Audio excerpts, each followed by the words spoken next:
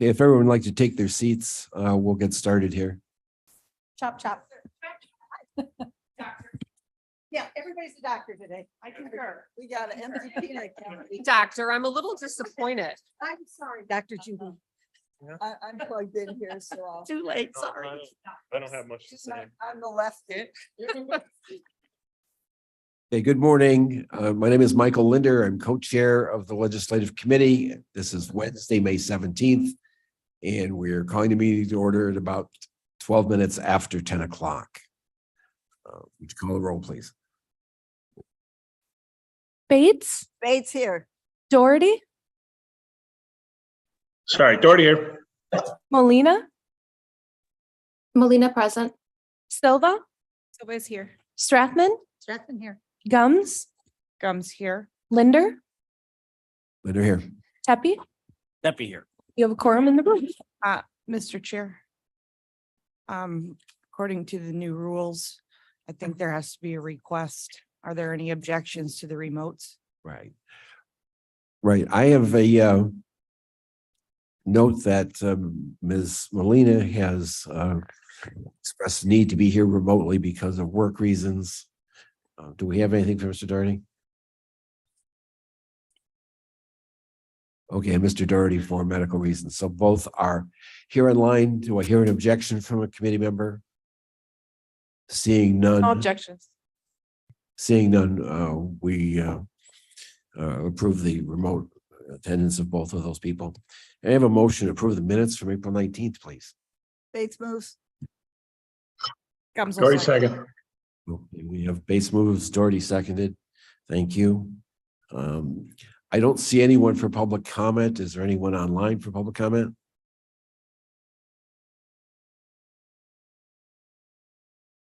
Okay, no public comment today.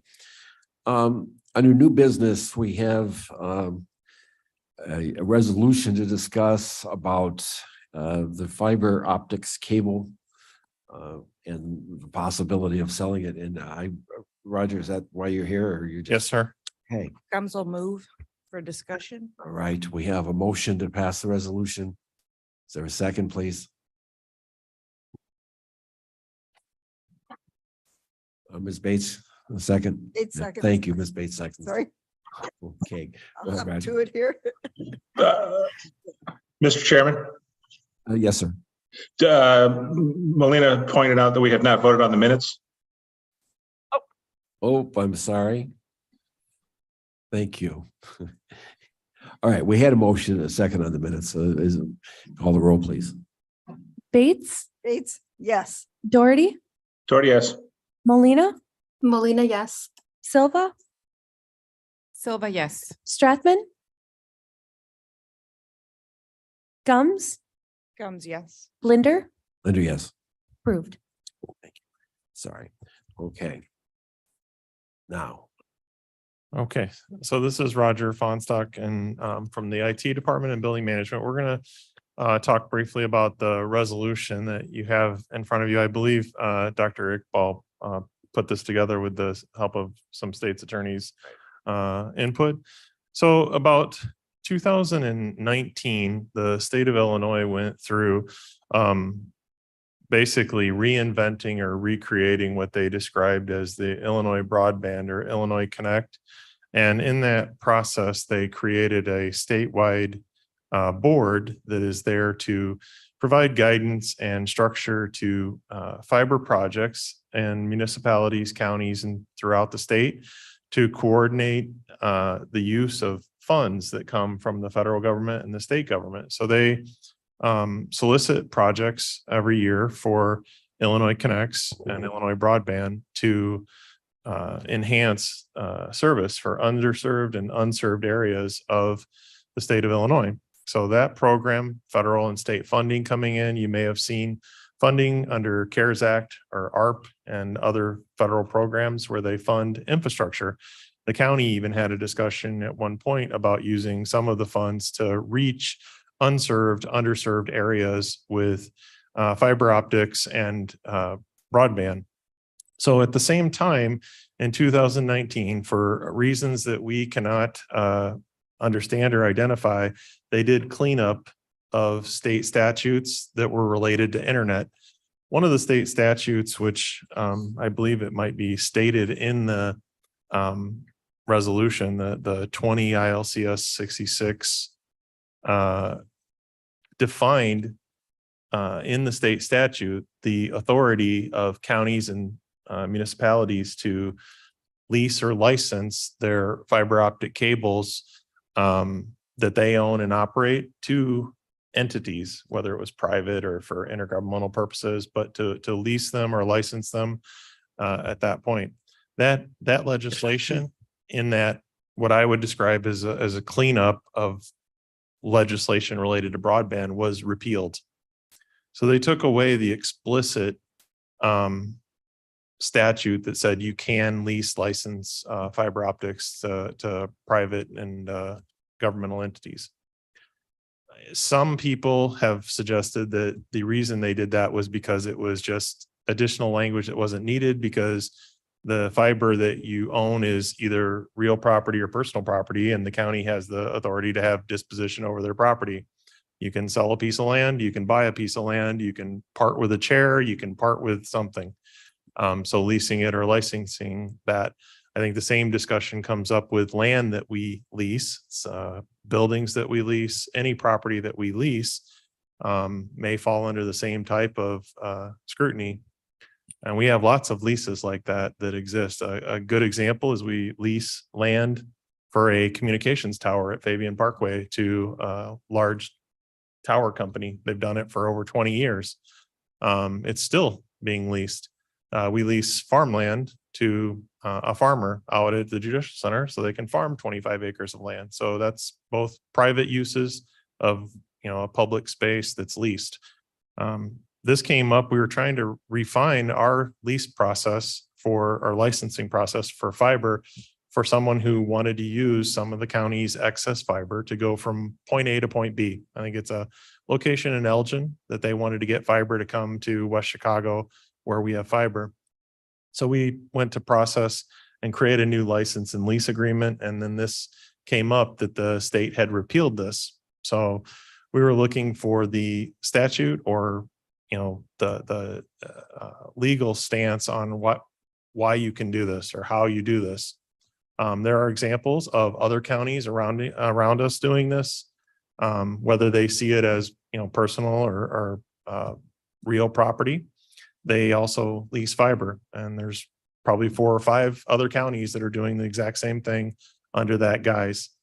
Our state's attorney's office issued an opinion that they thought that the explicit language would be required in order for us to lease or license the fibers. So at that time, we did not proceed with the license or the lease, and we held off. In the interim, looking at the language, we're trying to figure out, well, why did it get repealed or why did it get pulled back?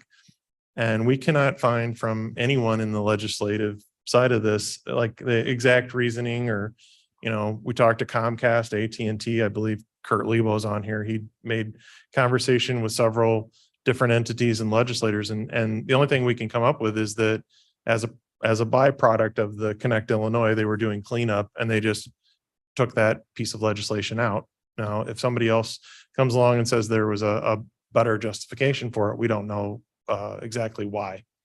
So what we're asking for is to petition the legislators through the legislative committee or through our consultant to lobbyists to try and get this small amount of language back into the state statute.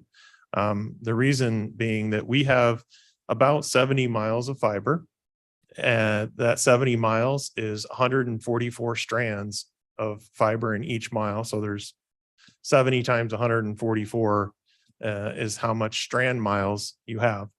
To give you an idea of the value of that, each of those 70 miles costs somewhere around $150,000 a mile to construct. So objection to this, Roger? I don't think there is an objection to it from any side that I know of. And that's one of the things we were trying to I think we can vote on it. look at. And I didn't know how much background information everybody wanted, but that's where we're at. It's a huge asset. We use about not even 10% of it. Mhm. and it's sitting in the ground, and there are governmental, quasi-governmental, private that would like to pay us to use it. And we would simply be recovering our cost of installing it plus the maintenance of it. I We're, think it's a good idea. yeah, so that's what we're recommending, is that we support the legislation to get this put back into the state statute, and then we could license excess fiber. To give you the magnitude, I think this year alone, we probably would have drawn somewhere in the neighborhood of $500,000 to $1 million in revenue from this if we were able to license what we were asked for. So if you look at it from that perspective, we probably have, I'm going to say, maybe 10 to $12 million worth of fiber assets. And this would, be in a matter of a couple of years, maybe several $1 million that we would recover from the investment that's in the ground. So I think it's a good Okay. idea. Thank you, Roger. Mr. Tepe has his hand. Yeah, let me, with the assistance of Roger, add a little bit to the conversation so that you understand it. When you put in a fiber optic cable, okay, it has many strands of fiber. Do you know how many strands are in? yeah, it's 144. So there's 144 strands, and each one of those can be individually accessed and secured. So if we were to, rent or lease or in some way get income, it would be associated with one strand, and the security is such that there's absolutely no overlap or concerns about it, Nope. in any way, shape, or form. So it makes a lot of sense, because many times you can justify the installation of fiber with just using one or two strands, which we've done. Okay. And once you've done that, the rest of it is available and But- dark. I would add that even within what we do, even within the strands of fiber, we actually use light frequency within the same fiber, and we divide the light frequency into channels. So we actually run sometimes, multiple channels of data and communications on the same piece of glass. Now you're getting too technical. You can use a piece of glass for a lot. Yeah. Ms. Juby. Thank you. I know I'm not on the committee. I agree with everything you're saying, but the resolution is asking the Kane County Board to fully support state legislation that doesn't exist. So if state legislation exists that puts in there that you want to kill small children, you've already put out a resolution saying you've supported that. So I would advise you don't put a blanket statement that you support legislation that doesn't exist. I do believe you should support trying to get legislation, but I would not advise to supporting legislation that you have not seen that you're saying you're supporting. I don't know if Dr. Iqbal addressed that with a legislator yet, but Uh, that's, Dr. Iqbal is online here, and if you would go ahead and tell us where you are in terms of having talked to any legislators or seen any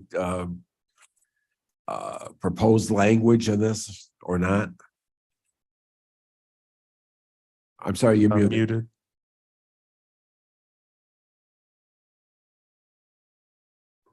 Okay, here it goes. Mr. Chairman, thank you very much. I can certainly do that, but before I do that, I would, our state attorney's office, Caitlin put a comment that she would like to speak, so I would want to give her the deference, and if she can go first, and I will go second. And that's fine. Thank you, Mr. Iqbal. Ms. Vargas, are you there? I There am she here. goes. Thank you so much. Thanks. Go ahead, please. I just wanted to briefly comment that the resolution before this committee today is not the version that the state's attorney's office has reviewed and edited. This was the initial version. So we did recommend substantial changes to this resolution before we think it should go forward. So I wanted to clarify that. Okay, the last sentence you had kind of faded on me. I didn't hear you. You wanted to emphasize. I wanted to clarify that the resolution before you today is not the one that the state's attorney's office reviewed and edited. This was Okay, the initial resolution that we had made substantial changes to. Okay. Mr. Chairman, Where is that resolution? I don't know. Why are we Mr. not Chairman? seeing the one that the state's attorney? Mr. Chairman? Yes, Mr. Cole.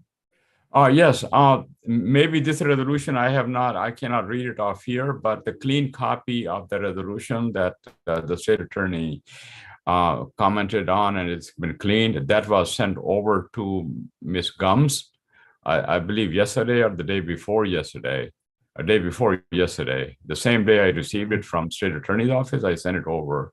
Essentially, it's the same. They cleaned it up to make it more readable, and they wanted to use the word license. We are not supporting the repealing of that statute. We wanted to reinstate. If there is any language in this resolution that says that we want it to stay repealed, that is not correct. We wanted to reinstate, and for that purpose, I have approached the state attorney, state senators, Senator DeWitt, number one, and Senator Dave Syverson, and they are both in agreement that they will support us. I also approached the Senator Castro, and she supports it. I trust. Also, I approached two county organizations which are representing us in Springfield, and I think Kelly Murray's association organization and Joe McCoy's. So I spoke to them in their meeting, and they are considering to support us and to lobby for us.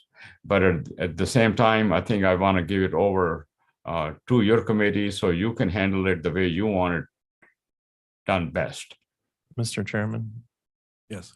This is Roger again. I sent the resolution to Blair, the one that Ms. Vargas sent on Monday. So we didn't have it in time for the agenda packet, but we got it. I got a copy of it Monday, Okay. and that's on screen now. So that would be the one that was revised and provided by state's attorney. But we wouldn't have had it in time for the packet. So Okay. So Ms. Juby's objection was one about supporting legislation that hasn't been written. Therefore, we don't know exactly what that legislation would say. Is someone have a Mr. Roth? And I don't know where we stand with hiring the lobbyists, but this would be a good opportunity to use our lobbyists to help us that. And if you look at the rate of return, it pays for the lobbyists really quick. Very quickly, it'd be a good initial. I actually worked in the early 2000s for a company that just concentrated on reselling fiber. If you don't use it, it's called dark fiber, and there's huge millions of dollars opportunity. So we should definitely try to be able to take advantage of this. Yeah, the update of the lobbyists a little bit later in the agenda, but Okay. basically we're working with the procurement people to get that contract finalized and operational. Mr. Chairman, if it were something that the lobbyist could help us with drafting or working with our state's attorney's office to take, what we have in this resolution to draft legislation to get that reinstated, we would support that both, in staff time and also financially. We have money for consulting and contractual services for maintaining and operating the fiber that the county board budgets for this. And you could certainly justify getting this legislation supported using those consulting funds. I mean, they're there to make this fiber serviceable. So. Mr. Linder, may I address that? I don't disagree with doing it. What I disagree with is a blanket approval of a piece of legislation that's not written. It's not that I don't think we're gonna, I think we should. Yeah. Just I would not be able at the county board level to be able to support something that references legislation that we have not seen. Mr. Chairman, Mr. Iqbal.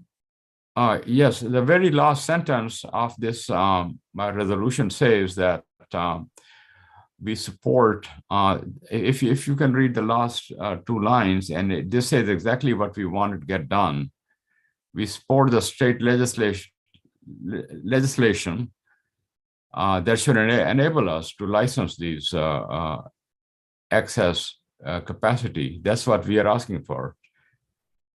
That is the crux of the matter. That we want to have a statute or a law to do that. Understood, Mr. Iqbal. Ms. Gums. Thank you, Gums here. I do have a couple questions. First of all, the lobbyist scope of work is to help us draft legislative issues. And Roger, your consulting doesn't need to be spent on that because they're paid for. So, If it's not outside of scope, we would be no, willing, it's not. willing to Yeah. help. Yeah, it's not outside of the yeah. scope. Okay. So having said that, also, I understand the premise here, so I would recommend to Mr. Iqbal that I would not support this resolution as it sits because we should be drafting our own legislative issues through our lobbyists and get what exactly it is that you need, or that we need. And, Mr. Chairman, I have, Oh, yeah, go I have ahead. an answer for that after she's done. I'm done. Okay. I'm next. Yeah, Ms. Bates is next, please. I want to acknowledge Ms. Juby's comment and maybe ask her or ask the committee or state my intention, which is that even if we are not writing, even if we have not seen the exact legislation, I believe that we should be able to have to impress upon our legislators our intention to be able to do this. I think the wording can come after the intention. Mr. Chair, because it was directed to me. Very seldom does legislation come with just one idea attached to it as a clean bill. So there is no guarantee, even if they put in what we support, that there will not be something in there that we do not support. That is why I'm saying it is not prudent to support legislation that is not written because you don't know what you're supporting. Because it was directed at me, may I answer? Well, we can talk about it later, I guess. So- But I think that this committee should be able to express our intentions or our desires before the legislation is written to get it written. So I'll stop. All right, Ms. Molina has her hand up, Up please. there. Let me. Hi, I thank you, will stop Chairman Linder. I think our committee has come up with our first legislative priority. So kudos. I think we can come to a consensus. This is something that is a priority for our lobbyists to work on. So I think we have consensus from what I'm hearing from our committee that this is a priority for our legislative committee. So yes, I think great job, everybody. We have our first legislative priority and we should move it.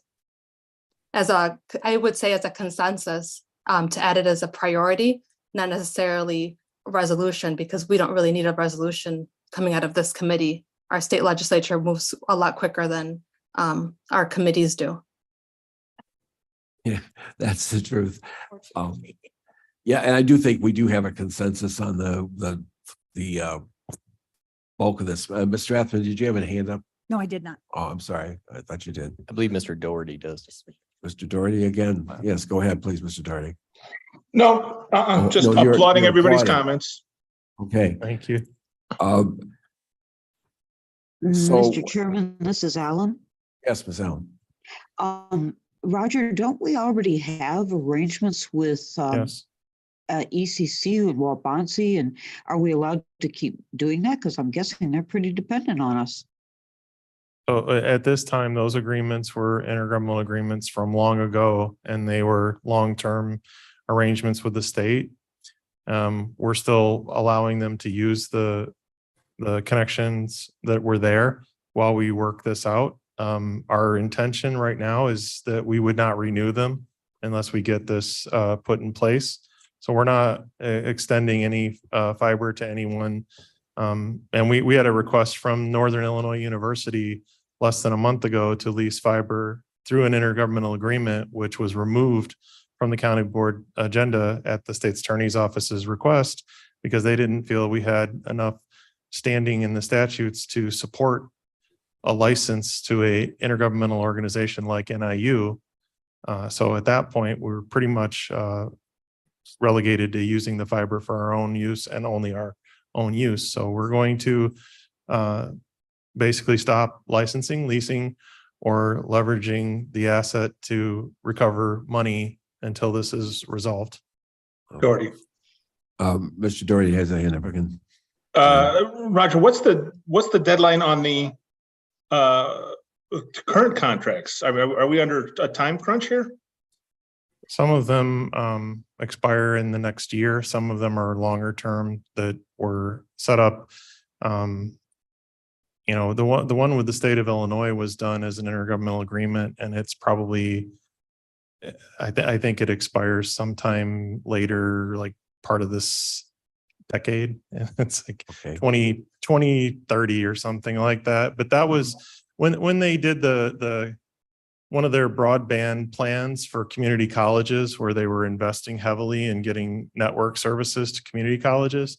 The state asked if they could license or lease fiber from the county along Randall Road between Elgin Community College and I-90. And we worked with them to get an intergovernmental agreement to do that. That's been probably the longest standing agreement that we've had. And then they also followed that up with asking for fiber optic cable from I-90 up to North County line to Algonquin, where they connected to McHenry County and go to McHenry County College. So those two connections are on there as well. Okay, so nothing's expiring this year, but No, I don't think there's anything imminent that would cause us damage. So Okay. we're trying to work through this, and we would love to see this change. But we did have some significant interest in the fiber that we have this last Sure. year. And that's what kind of promoted the idea of getting a more substantial license agreement. And that's where we were starting this conversation with the state's attorney's office. And that's where we ended up determining that we couldn't license it unless we get this changed. Okay, thank you. Let me back up a little bit on process here before we go any further. We had a resolution in the packet. Now we have a substitute resolution that has been on the screen here. We need to know which one we're talking about. So perhaps it would be in order for someone to move that we substitute the resolution that was on the screen for the one that was in the packet. Ms. Bates? Bates moves. Bates move. Hello, is there a second? Yeah, Doherty will second for conversation. Already second. Okay, any discussion on just substituting the newer resolution for the old one so we can talk just about one resolution? Any Are we objection? able to vote on that? Was there enough notice? Because it says the resolution, the subject matter and so forth were in the agenda packet. This is basically, we could have gone through and edited it line by line with amendments, rather than the substitution is just a big amendment, and we can vote on that today, as long as the subject matter was in the agenda packet. Okay, I apologize. I have another question.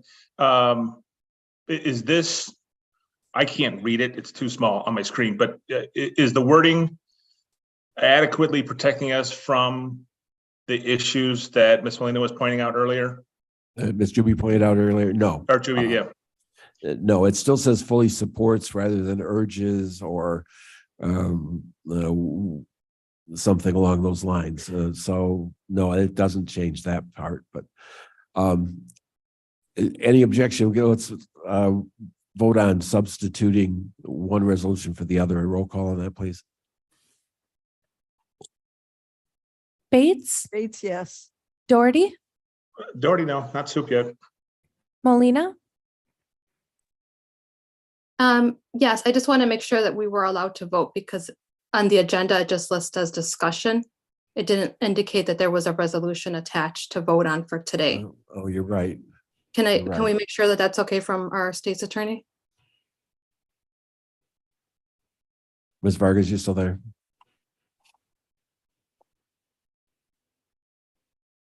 Yes, I am still here. I believe because it wasn't up for a vote, I'm not certain. I don't think it should be voted on today. We should be voting today. Okay.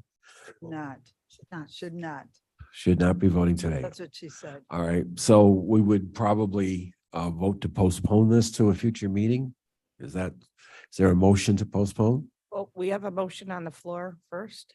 Oh. Point I'm of sorry. order. That we have to call the motion. We have to vote on substituting. I Just- think we should, I will take back. I think we should take back that motion. I think I should stop talking.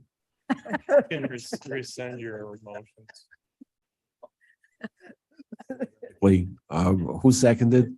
I all of a sudden realized I don't know what I'm talking. You already seconded? Yes. Oh, Mavis. Mavis. yeah. Wait. Get applause from the crowd. We're allowed to vote on it. Yeah, we can't vote on the motion anyway, so the motion's out of order. Okay, And we will table this, or I'm sorry, we will postpone this if someone moves to postpone. you don't need a motion, do you? To postpone, yeah, Okay, to a date certain. I move to postpone till the next legislative meeting on whatever date that is. Okay, and at that point for voting, Doherty second. okay. All right, so we're going to You need a postpone this to the next meeting. We're going to, at that point, be able to discuss it for a vote. vote to not. So any objection to postponing? I guess it's not really debatable. So all in favor of postponing to the next meeting, say aye. Oh, it has to be a roll call. I'm sorry. Roll call. Bates, Yes. Doherty, Doherty, yes. Molina, Molina, yes. Silva, Silva, yes. Strathman, Strathman, yes. Gums, Gums, yes. Linder, Yes. approved. Okay. So that'll be on the agenda next time. Thank you, Mr. Iqbal. Okay. Next on the agenda is the old business lobbyist update. Beyond what was already been said, Ms. Gums, do you have anything on the lobbyist? Moving right along, we are working with purchasing the state's attorney and we'll have a contract signed shortly with the scope of work. And then we'll get going. Okay, I'm sorry, Doherty. already sure. Yeah, I'm sorry, Michelle. What do you mean shortly? Can you narrow that down to a week or 5 weeks? Yes, no, I would suggest that'll happen within the next week. Thank you. You're welcome. Thanks. Okay, under co-chair comments, I have nothing further at this point. You know, the legislature is scheduled to adjourn on Friday. They don't always adjourn when they are scheduled, but so far that looks like it may happen. And then the next action actually is in the fall. Yeah, they were told to pack some extra clothes. Yeah. And of course, I've been in contact with many as you have and other board members, so I appreciate that. That's all I got. That being done, we have no need for an executive session. Is there a motion to adjourn? Gums will move. Bates second. All in favor, say aye. Aye. Meeting stands Aye. adjourned at 10:45.